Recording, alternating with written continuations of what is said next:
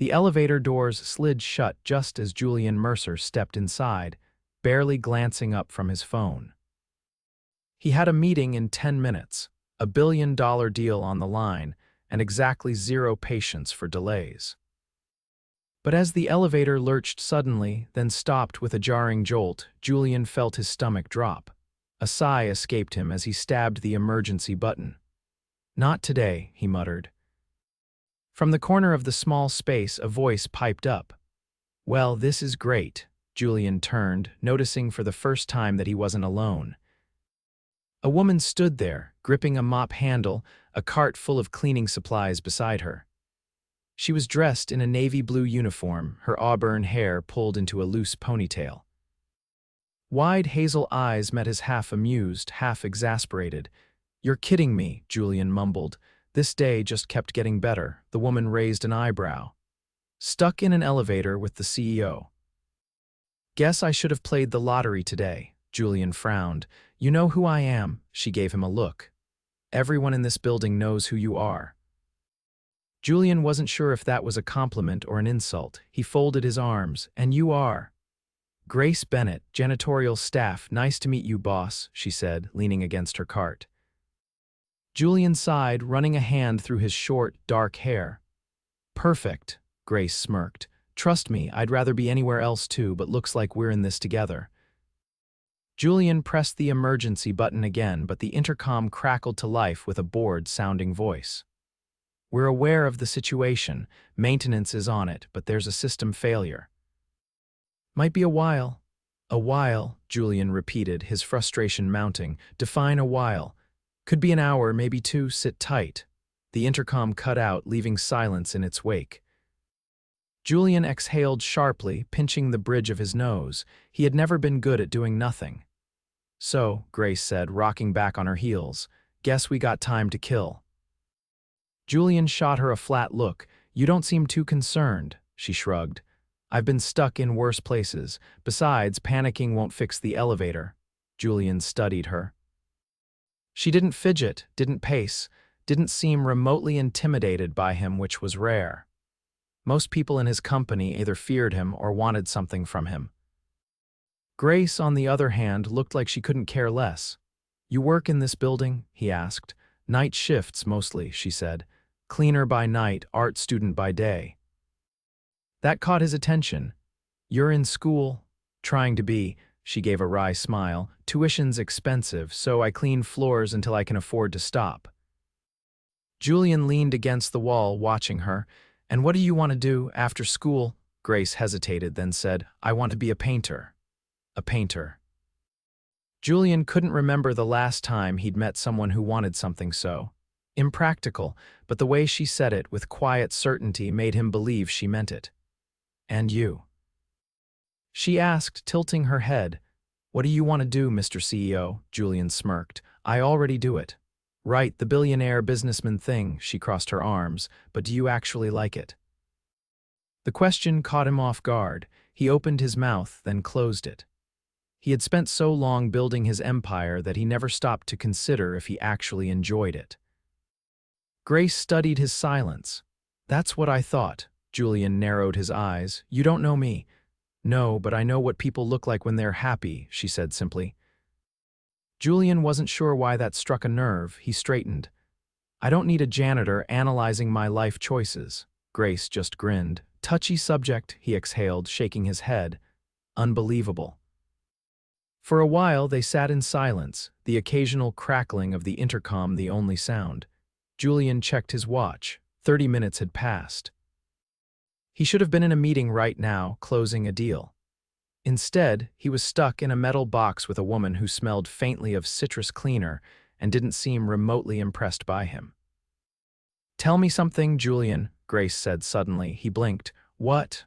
"Something real, not business, not money, just something about you." Julian hesitated. No one ever asked him things like that. After a long pause, he said, "I used to play the piano." Grace's eyebrows lifted. "Seriously?" He nodded. "My mother was a pianist. She taught me when I was a kid." "Do you still play?" Julian shook his head. "No time," Grace studied him. "That's a shame." Julian wasn't sure why, but the way she said it made something tighten in his chest. Before he could respond, the intercom crackled. "Still working on it, folks. Looks like another hour minimum." Julian groaned. "Fantastic." Grace just stretched. More time to chat. Julian had never met anyone so unfazed by his presence. And for reasons he couldn't explain, he found himself wanting to know more about her. "So, Grace," he said, leaning against the wall, "tell me something real." She smiled. "All right, Julian. Where do I start?" And for the first time in a long time, Julian Mercer found himself actually wanting to listen. Julian leaned his head against the cool metal wall of the elevator, studying Grace as she stretched her arms over her head, looking far too at ease for someone trapped in a confined space with a stranger. He wasn't sure if it was her calm demeanor or the fact that she seemed entirely uninterested in impressing him. But there was something about her that made him want to keep talking. "All right," he said, rolling his shoulders. "You wanted something real. Your turn." Grace tapped her chin as if considering. "Okay, I used to be scared of thunderstorms when I was a kid." Julian raised an eyebrow. "Used to be," she nodded. "Yeah. But then one summer, the power went out during a storm, and my mom lit a bunch of candles and told me it was just the sky putting on a show. After that, I stopped being afraid."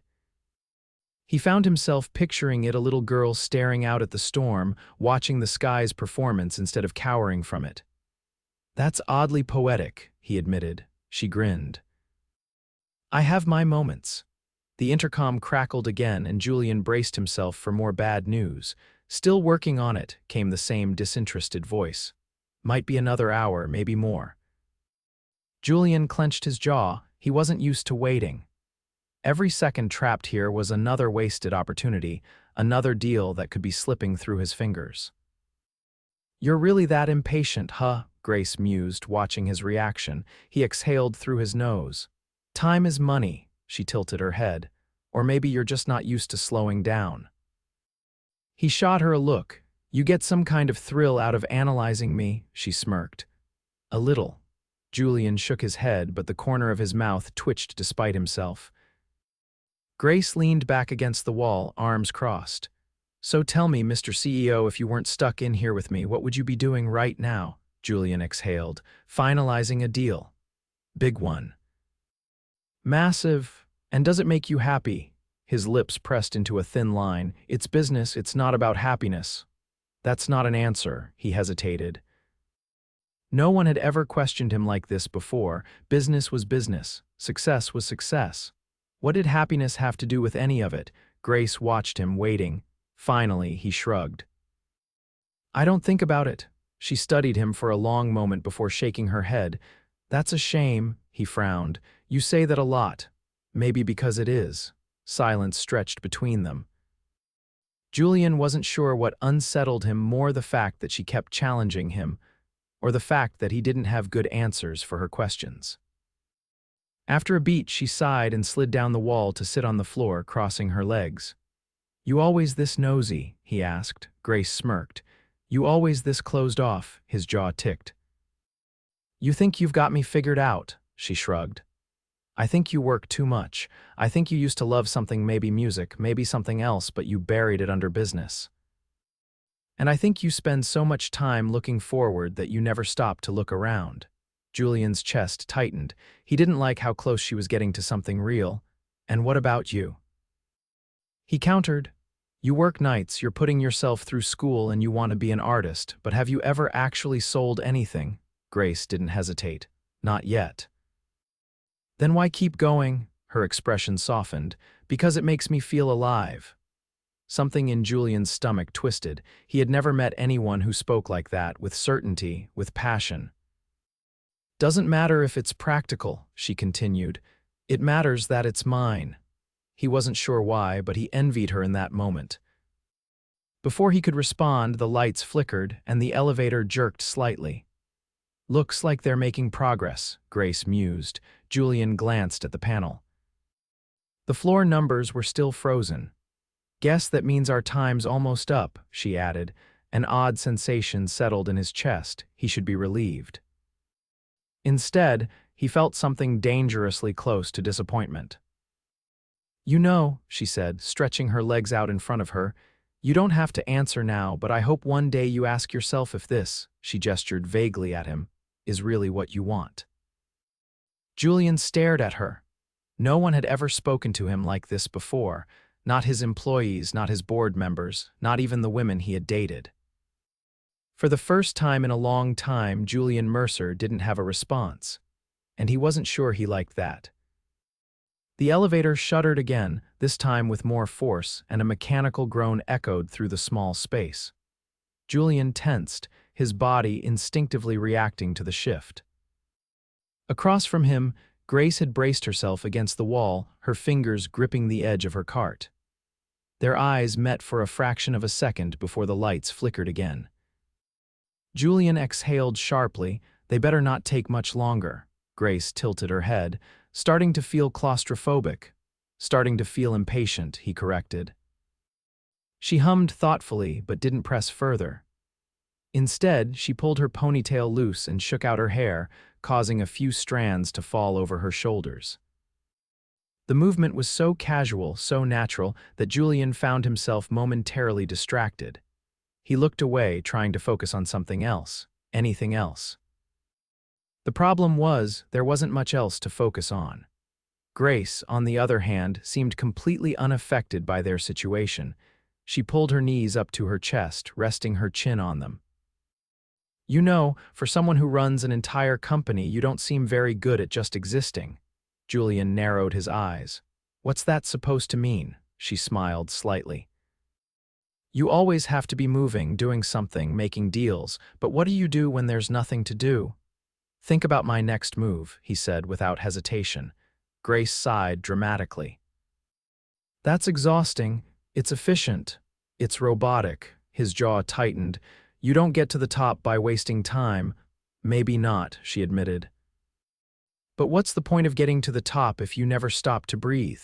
Julian didn't have an answer to that. Silence settled between them again, but this time it wasn't uncomfortable. It was the kind of quiet that sat between two people who had nothing to prove to each other. Grace leaned her head back against the wall, staring up at the ceiling. "You ever wonder what it would be like to disappear for a while?" Julian arched a brow. "Disappear. You know, just leave everything behind, no responsibilities, no expectations. Just go somewhere where no one knows who you are." He considered that for a moment. The idea was foreign to him. His entire life had been built on control, on structure. The thought of slipping away, of letting go, felt almost reckless. "That's not how the real world works," he said eventually. Grace smiled. "Maybe not for you." He studied her again, trying to figure out what it was about her that made him feel so off balance. She wasn't impressed by him, wasn't intimidated by his status. She challenged him in ways no one else dared to. And for the first time in years, he found himself wanting to know more. The elevator jolted again, this time with a sharp lurch that sent Grace sliding slightly forward. Julian's reflexes kicked in before he could think. He reached out, his hands gripping her arms to steady her. For a moment they were close, too close. He could feel the warmth of her skin beneath his fingers, see the way her breath hitched slightly at the sudden contact. Her hazel eyes flickered up to meet his, and for the first time since they'd gotten stuck, Julian felt something shift inside him, something dangerous, something he didn't want to name. But the moment passed just as quickly as it came. Grace cleared her throat, easing back slightly. "Well, that was dramatic." Julian released his grip and straightened. "You okay?" "Yeah," she said, brushing a strand of hair behind her ear. "Guess I should have braced myself better." He didn't respond. He was too busy trying to ignore the fact that his pulse had picked up speed for no logical reason. The intercom crackled again, interrupting whatever strange tension had settled between them. "All right, folks, we're almost there," the technician's voice announced. "Shouldn't be much longer now." Julian exhaled, running a hand through his hair. "Finally." Grace stretched her arms above her head. "Guess this little adventure is coming to an end." He wasn't sure why that sentence left an odd feeling in his chest. She glanced at him, as if reading his thoughts. "Don't worry, CEO, you'll be back to making billion-dollar deals in no time," Julian smirked faintly, "and you'll be back to painting masterpieces." Grace chuckled, "Something like that." He hesitated, then asked, "Do you actually believe you'll make it?" She blinked at him. "Make it?" "As an artist," he clarified. "Do you believe you'll get where you want to be?" Her expression softened. "Yeah, I do." He studied her, trying to figure out how she could sound so certain. "You don't seem like the type to believe in things without proof," he noted. Grace smiled. "Maybe some things don't need proof, maybe they just need faith." Julian wasn't sure he had ever had faith in anything that wasn't measurable, but Grace, she was different. And for the first time in a long time, he wondered if maybe, just maybe, he had been doing everything wrong.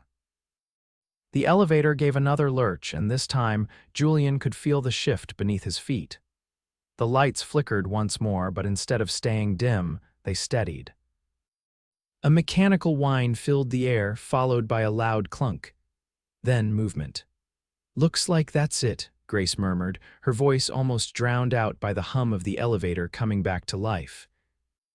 Julian should have felt relieved.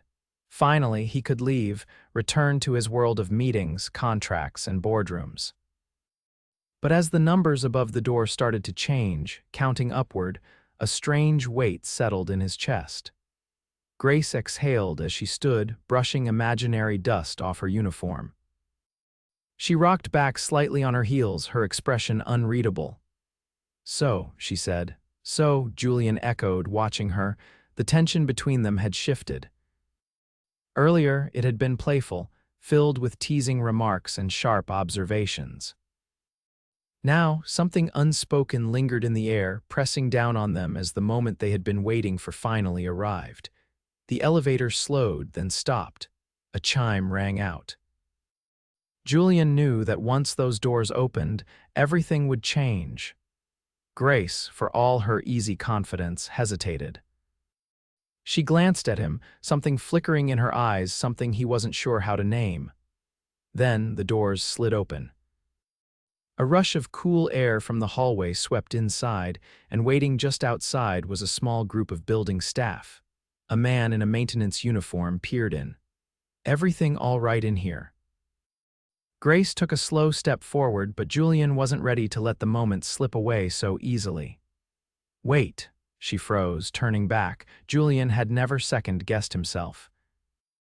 Not in business, not in life. Yet standing there, faced with the reality of stepping back into his world, he found himself questioning everything. "You asked me earlier if this is really what I want." His voice was quieter than he intended. "I don't know if it is." Grace studied him for a long moment. She didn't offer easy reassurances. She didn't tell him what to do. Instead, she offered something else, something simple, yet more powerful than anything else she could have said. "Then maybe it's time to find out."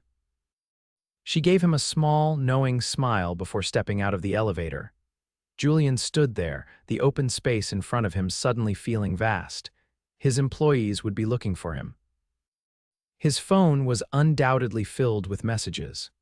But none of it mattered, not in this moment, not as he watched Grace disappear down the hall.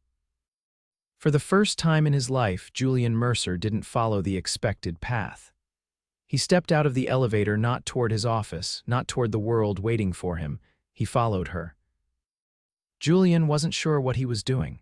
He had never strayed from a set plan before, never walked away from a meeting, never ignored his responsibilities, never let anything derail his focus. But as he followed Grace down the hallway, watching the way she moved with an unhurried ease, he found himself drawn in by something he didn't fully understand. She glanced over her shoulder, her expression mildly amused. "Are you following me, Mr. CEO?" Julian caught up to her, matching his stride to hers. "Seems that way." Grace didn't stop him. Instead, she led them toward a service hallway where the fluorescent lights buzzed faintly overhead. The contrast between this part of the building and his usual polished offices was stark. The walls were scuffed, the floors worn, the scent of industrial cleaner lingering in the air. He had never been down here before. Grace pushed open a heavy door at the end of the corridor, revealing a small break room.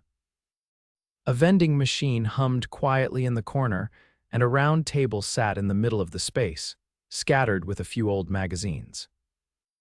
A faded couch, looking as though it had been here for years, was pushed against the wall. She turned to face him, crossing her arms. "So, what now?" Julian didn't have an answer. That was new for him. He was used to control, to being the one who dictated the terms, but Grace wasn't playing by any set of rules he recognized. "I don't know," he admitted. She tilted her head slightly, as if considering him. "You're really not used to not having a plan, are you?" Julian exhaled, leaning back against the table. "No, I'm not." Grace grabbed a bottle of water from the mini fridge in the corner, twisting off the cap. "Well, I hate to break it to you, but life doesn't always fit into a neat little schedule." Julian smirked faintly. "I'm starting to realize that." She took a sip of water, then leaned against the counter. "So, what made you follow me?" He had been asking himself the same question. But the answer that came to him wasn't what he expected. "You make me think," he admitted, "and that doesn't happen often." Grace arched a brow. "You don't surround yourself with people who challenge you." "I surround myself with people who get things done," he corrected. "That's not the same thing." She studied him for a moment. Then, with a small shake of her head, she laughed softly. "You really don't let yourself breathe, do you?" Julian considered that. He had spent years building his company, making decisions that left no room for hesitation. He had been taught that success required sacrifice, that slowing down meant falling behind. But Grace, she existed in a different rhythm, one that wasn't dictated by profit margins or board meetings. And for the first time in a long time, he wasn't in a rush to get back to his world. Grace set her water bottle down and gestured toward the vending machine. "Ever had one of these gourmet meals before?" Julian followed her gaze, eyeing the rows of pre-packaged snacks. "Can't say I have," she smirked. "Figures." Without another word, she slipped a few coins into the machine, pressed a button, and waited as a bag of chips dropped down. She grabbed it, tore it open, and held it out to him. Julian hesitated. Then, surprising himself, he reached in and grabbed a chip. Grace watched him, her expression unreadable. "You know," she said, "just because you've spent your whole life doing things a certain way doesn't mean you have to keep doing them that way." Julian chewed thoughtfully. "And what if change means losing everything I've built?" Grace shrugged. "Then maybe it wasn't worth keeping in the first place." The words settled into his chest, heavier than they should have been. He wasn't sure how long they stood there, caught in a moment that neither of them fully understood. But then, the sound of hurried footsteps echoed down the hall, breaking the spell. Julian recognized the voice before he saw the person. Mr. Mercer. His assistant, Claire, rushed into view, her expression a mix of relief and alarm. "We've been looking everywhere for you. Are you all right?" Julian straightened, the weight of reality slipping back over him like a familiar coat. "I'm fine." Claire's gaze flickered to Grace, then back to him. Confusion crossed her face, but she didn't comment on it. "Your meeting, it's already started. I can have the team stall until you arrive, but we need to go now." Julian looked at Grace. She didn't say anything, she didn't try to stop him, but her eyes held something quiet, something that made his pulse tighten. This was the moment. He could walk away, step back into the life he had always known, pretend none of this had ever happened, or he could do something different. For the first time in his life, Julian Mercer made a decision that wasn't based on logic, profit, or strategy. He turned to Claire. "Cancel the meeting," Claire blinked. "Sir?" Julian looked at Grace. "I have more important things to do," and for the first time in years, he meant it. Claire's stunned silence filled the space between them, but Julian didn't look away from Grace. His own words echoed in his head, unfamiliar yet resolute. He had spent his entire life chasing the next deal, the next opportunity, the next level of success. But for the first time, none of it seemed as important as the woman standing in front of him. Claire hesitated, clearly waiting for him to correct himself to say he had misspoken. When he didn't, she cleared her throat. "Understood, Mr. Mercer, I'll inform the team." With a wary glance at Grace, she turned and left, her heels clicking sharply against the tile floor. The moment she was gone, Grace crossed her arms, tilting her head at him. "You just canceled $1 billion meeting," Julian smirked. "I did." "Why?" He stepped closer. "Because for the first time I didn't want to be anywhere else." Grace let out a slow breath, as if weighing his words. Julian wasn't used to being uncertain, but something about her made him want to lay everything out, no pretense. No calculated moves, just the truth. "You barely know me," she said, though there was no challenge in her voice. It was a quiet observation, cautious but not dismissive. Julian shook his head. "I know enough." She studied him, her hazel eyes searching his face as if trying to determine if he was serious. "And what exactly do you think you know?" He took another step forward, closing the distance between them. "I know you don't let fear dictate your choices. I know you believe in something bigger than yourself. I know you see the world in ways I never have." He hesitated, then added, "And I know that for the first time in years, I don't want to walk away from something." Grace exhaled, shaking her head slightly but not moving away. "You don't do things halfway, do you?" "Never." A slow smile tugged at the corner of her lips. "That's going to get you in trouble." "Maybe," he admitted, "but if it leads me to you, I think it's worth it." For a long moment, neither of them spoke. The world outside this small, dimly lit break room still existed, his empire, his responsibilities, the weight of expectations. But none of it held the same pull it once had. Grace finally broke the silence. "You're serious about this?" "I am." She studied him carefully, then let out a soft laugh, shaking her head. "Well, if you're going to throw your entire structured life into chaos, we might as well do it properly." Julian arched a brow. "Properly?" Grace's eyes sparkled with something mischievous. "Have you ever been to an art studio?" His smirk deepened. "Can't say I have." "Then let's fix that." The studio was nothing like Julian's world of glass buildings and pristine offices. It was chaotic and alive, the scent of paint and turpentine thick in the air. Large canvases leaned against the walls, some half-finished, others bursting with color. The lighting was warm, golden, casting shadows that made everything feel more intimate. Julian stood in the center of the space, hands in his pockets, taking it all in. Grace watched him, amusement playing at the edges of her expression. "You look like you're trying to figure out the stock value of my paintbrushes." He chuckled, shaking his head. "I'm just realizing how different this is from everything I know." She stepped past him, grabbing a blank canvas and setting it on an easel. "That's the point." He turned to her. "And what is the point?" Grace picked up a brush, twirling it between her fingers. "To create, to feel." She gestured to the blank canvas. "To stop thinking about the result and just let something happen." Julian crossed his arms, eyeing the setup warily. "You want me to paint?" Grace laughed. "I want you to stop being Julian Mercer, ruthless CEO, and just be Julian for a minute." He hesitated. He had spent his entire life striving for control, precision. But Grace had a way of making him rethink everything. He stepped forward, taking the brush from her fingers. Their hands brushed, and for a moment, he forgot about the canvas entirely. When he finally looked away from her and toward the blank space in front of him, he had no idea where to start. Grace must have sensed it because she dipped a brush into deep blue paint and made a simple stroke across the canvas. "There, step 1. Julian exhaled, then followed suit, dragging a line of color next to hers. They painted together, not speaking much, the silence between them comfortable. It wasn't about the art, it was about the act itself, about stepping into something unknown.